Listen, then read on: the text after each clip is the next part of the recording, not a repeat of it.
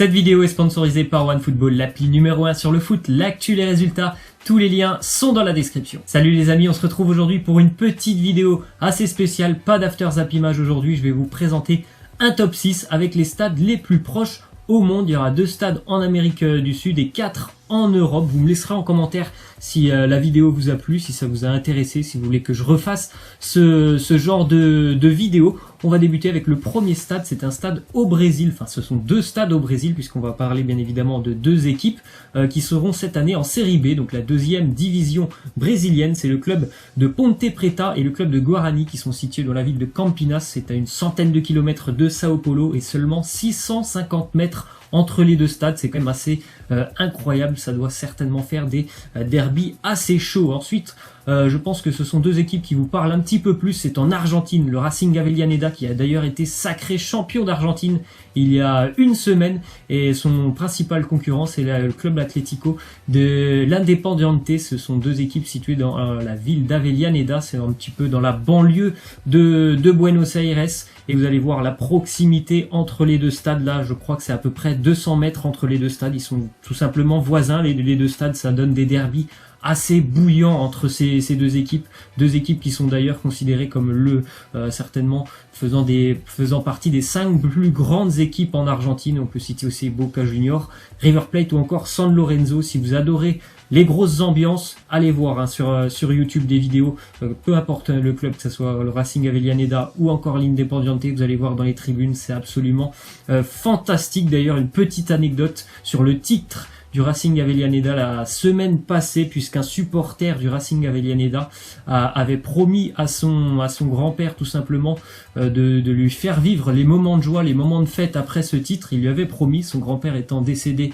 il y a maintenant quelques années. Qu'est-ce qu'a fait ce supporter? Vous le voyez en image, tout simplement il est allé déterrer le crâne de son grand-père pour tout simplement lui faire profiter des moments de joie dans la ville, puisque son club avait été sacré champion. C'est quand même un truc vraiment un truc de dingue. Il est allé déterrer le crâne de son grand-père pour que lui aussi puisse profiter des moments de joie. On peut voir ça, je pense vraiment qu'en Amérique du Sud et du côté du Racing Avellaneda. Ensuite on se dirige en Europe avec Liverpool et Everton. Je pense que ça vous le saviez un petit peu plus, hein. Liverpool et Everton d'ailleurs, ces 2 clubs sont situés dans la même ville, puisqu'en Angleterre c'est souvent comme ça, il y a beaucoup de clubs dans une même ville, hein. Je parle pas de Londres, là il y a énormément de clubs, et bien évidemment c'est dans la ville de Liverpool où on voit la proximité encore entre les 2 stades. Sur cette image on les voit les deux, à peu près 700 mètres entre les 2 stades. Ce sont quand même 2 très grands clubs, hein, en Angleterre. Liverpool bien évidemment on le connaît tous, mais Everton aussi est un très très grand club en Angleterre, souvent des derbies très très chauds, même sur le terrain. Dernièrement on a vu des retournements de situation, ou même cette année on avait vu ce but de Divock Origi à la 94e minute assez incroyable. Donc ce sont souvent des matchs très très intéressants à suivre pour les derbies de Liverpool. Ensuite, encore une fois en Angleterre, là ça sera dans les divisions inférieures à la Premier League, Nottingham Forest et Notts County qui sont 2 équipes basées à Nottingham. Là aussi vraiment les stades sont hyper proches, c'est 250 mètres encore une fois entre les 2 stades. Il y a juste une rivière qui sépare les 2 stades, c'est la rivière Trent. Voilà, c'est Nottingham Forest évolue depuis maintenant 20 ans en Championship, la division 2 anglaise. Ils essayent de remonter en Premier League. Pour le moment c'est compliqué, je pense que ça sera pas non plus pour cette année pour Notts County. Actuellement ils sont en division 4. Il faut savoir que la division 4 en Angleterre c'est une division qui est professionnelle, c'est pas comme en France, donc ils sont professionnels.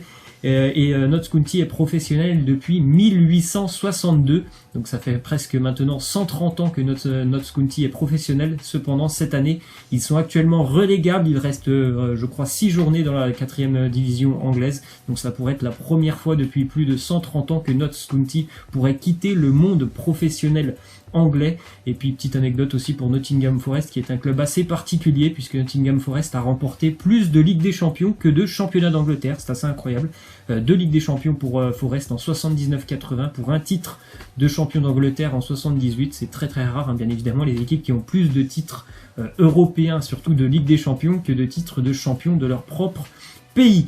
Ensuite, une autre proximité géographique entre deux stades, ça sera en Écosse, un derby dans la ville de Dundee. Dundee United face au Dundee FC. Cette année, Dundee United est en deuxième division en Championship. Dundee FC étant première division écossaise, mais bon, certainement que les deux vont se croiser puisque en première division, le Dundee FC est dernier et en deuxième division, le Dundee United est pour le moment deuxième et va tenter de monter avec les deux stades que vous voyez sur cette image là. Il y a à peu près 100 mètres, 100 mètres entre les deux stades, un derby vraiment assez chaud, assez rugueux. Souvent les derbys écossais, vous voyez encore mieux, je pense sur cette image, c'est vraiment assez incroyable de voir deux stades aussi proche. Et on va terminer donc avec le dernier stade et les deux dernières équipes. C'est en Serbie, le Partizan de Belgrade et l'Étoile Rouge de Belgrade. J'ai pas pu trouver d'autres images que celle de Google Maps, mais vous voyez à peu près 700 mètres entre les deux stades. En haut, on a le stade du Partizan et en bas, celui de l'Étoile Rouge de Belgrade qu'on a pu revoir cette année en Ligue des Champions notamment. Ils étaient dans le groupe du Paris Saint-Germain avec une ambiance assez chaude dans le Maracana, c'est comme ça qu'il est appelé en Serbie, l'Étoile Rouge qui va certainement être sacrée championne une nouvelle fois de Serbie cette année. Le Partizan a souvent dominé depuis quelques années, mais maintenant depuis 2 ou 3 ans, l'Étoile Rouge remonte très bien au niveau de l'hégémonie, on va dire, du championnat serbe. Voilà, c'est la fin de cette vidéo, j'espère que ça vous aura plu. Laissez-moi en commentaire ce que vous en avez pensé. Moi je vous laisse et je vous dis à la prochaine, ciao.